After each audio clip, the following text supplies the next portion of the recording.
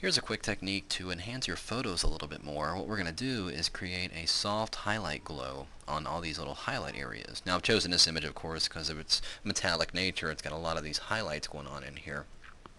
And you'll see what we're going to do here in a sec. So, first thing I need to do is I'm going to go over here to my channels palette. And I want to toggle through each one of these and see which one carries with it the most contrast in it. And it seems as though it could be the red or the blue. I think I'm going to go with the blue one. And I'm just going to duplicate that channel. Now working on this channel, we're going to bring up our levels adjustment. And inside of here, I want to select my dark eyedropper right here, my black eyedropper. I'm going to move this out of the way. Now what I'm going to do, now normally with the levels eyedropper you click in the darkest areas to correct an image, to set a black point.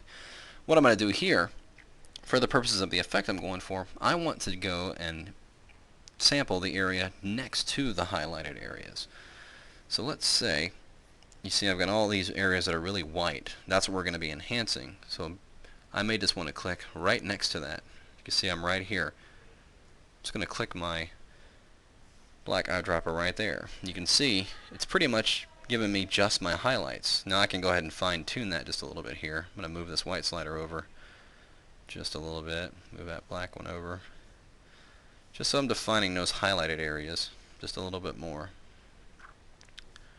Right about like that. I'm going to hit OK. Now, because all these highlighted areas are white on my alpha channel, all I have to do to generate a selection from that is just hold down my Command or Control key and simply click on that channel icon, just like that. Now I'm going to go ahead and reactivate my main channels and go back to my layers palette here, and there's my active selection I just made. So now all I need to do is go over here and create a new layer, and I'm going to go to Edit, Fill, not Stroke, but Fill, and we're going to fill this with white and normal blending mode for now. We're going to change this blending mode, but I want you to see how it's going to look when I go ahead and just fill it with straight white. So hit OK. I'm going to deselect that, Command or Control D. And you can see it's not really that interesting yet.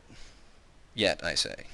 What we're going to do next is, with this layer active, we're going to go under Filter, Blur, Gaussian Blur. And here my blur has come up to 8 pixels. And actually that doesn't look too bad. Now, depending on what kind of effect you're going for, you can raise this or lower it, depending on the type of effect you want to achieve. I'm going to go ahead and leave it at 8, because that looks pretty good for the type of glow we're getting there. I'm going to hit OK. Now, the last thing I want to do is I'm going to go ahead and double click on that layer icon, bring up my layer styles, and we're going to go to Outer Glow.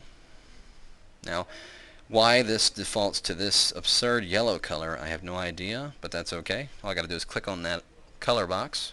I'm just going to change this to white, and we'll hit OK. And here I'm just going to mess with the size a little bit. Just going to bring that out just a little bit more, so it's a little bit softer. Perhaps drop that opacity just a hair, because I want that glow to be kind of subtle. I want it to be there, but it'll be a little bit subtle. Right about like that. Make it around 60.